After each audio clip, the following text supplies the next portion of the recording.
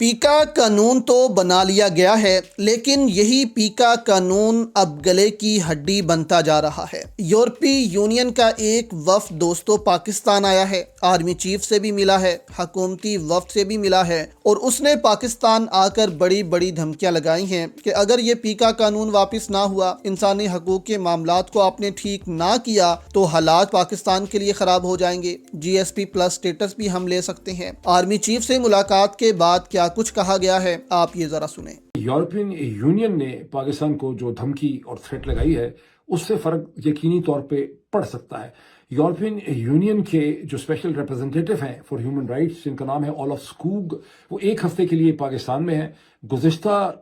2 دن میں انہوں نے پاکستان میں بہت سی ملاقاتیں کی، جس میں پاکستان کے آرمی چیف جناب جنرل عاصم منیر تمغہ امتیاز ملٹری، ان سے ملاقات کی، پاکستان کے لاء منسٹر جناب اعظم نذیر تارڑ صاحب سے ملاقات کی، پاکستان کے کامرس جن کا نام مجھے یاد نہیں ہے، ان سے ملاقات کی، چیف جسٹس آف پاکستان جناب یحییٰ آفریدی سے انہوں نے ملاقات کی، اور اس کے بعد انہوں نے ڈان اخبار کو ایک انٹرویو دیا جس میں انہوں نے کہا کہ ان تمام لوگوں کو ملاقاتوں میں انہوں نے یہ کلیئر کر دیا ہے کہ آپ پاکستان کا جو GSP+ سٹیٹس ہے، جس کے نتیجے میں پاکستان یورپین یونین کو تقریباً 3 سے 4 ارب روپے، شاید اس سے بھی زیادہ میرا خیال ہے، ہر سال ایکسپورٹس کرتا ہے، اور وہ ساری کی ساری ٹھوٹ میں کنورٹ ہو جائیں گی اگر پاکستان کو وہاں پہ ڈیوٹیز دینی پڑیں۔ اس وقت پاکستان کو ان لائک انڈیا اور ان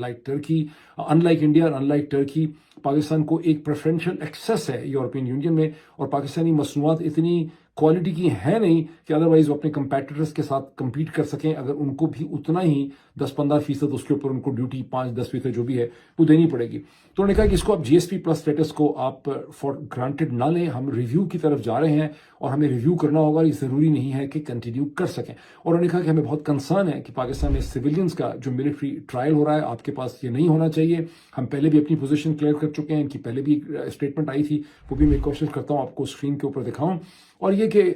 جو ہے آپ کے پاس ایک سویلین میکینزم ہونا چاہیے کہ جو لوگ پروٹیسٹ کرتے ہیں، ایجیٹیٹ کرتے ہیں، آپ ان کے سویلین ٹرائل کر سکیں۔ اس طرح سے انہوں نے کہا کہ جو فریڈم آف ایکسپریشن ہے، کہ لوگوں کو اشخاص جو ہیں، طاقتور اشخاص یا حکومتیں، ان کو کرٹیسائز کرنے کی، ان کے اوپر تنقید کرنے کی مکمل آزادی ہونی چاہیے۔ اور انہوں نے کہا کہ حالات اتنے برے ہیں کہ میرے ہوتے ہوئے ہی یہ پیکا امینڈمنٹ ایکٹ جو ہے وہ آیا۔ انہوں نے کہا یہ ان ایکسیپٹیبل ہے، ہمیں یہ دونوں چیزیں ہمیں جو ہیں وہ ان ایکسیپٹیبل ہیں۔ تو یہاں سے دوستو پتہ چلتا ہے کہ پاکستان میں جو سب کچھ کیا جا رہا ہے، پیکا قانون جو ہے وہ پیش کیا گیا ہے۔ اب پیکا قانون ایسا دوستو قانون ہے جو کہ برطانوی سامراج کے دور میں لاگو ہوتا تھا، تاکہ جو برے صغیر کے لوگ ہیں وہ آزادی حاصل نہ کر سکیں، اور جو بھی بولتا تھا اس کو یا تو عمر قید کی سزا دے دی جاتی تھی یا پھانسی کی سزا دے دی جاتی تھی۔ تو اسی طرح کے پیکا قانون جو ہیں وہ یہاں پر لاگو کیے جا رہے ہیں، اور اس پیکا قانون پر آپ یہ اندازہ لگا لیں کہ لفافہ صحافی بھی اب چیخ رہے ہیں، کیونکہ ان لفافہ صحافیوں کو بھی پتہ ہے کہ ان کی حکومت چلی گئی تو اس کے بعد اگر کسی اور کی حکومت آ گئی ہم تو لٹک جائیں گے۔ اسی وجہ سے لفافہ صحافی بھی اب پریشان ہیں کہ یہ پیکا قانون انہوں نے لاگو کیوں کر دیا ہے۔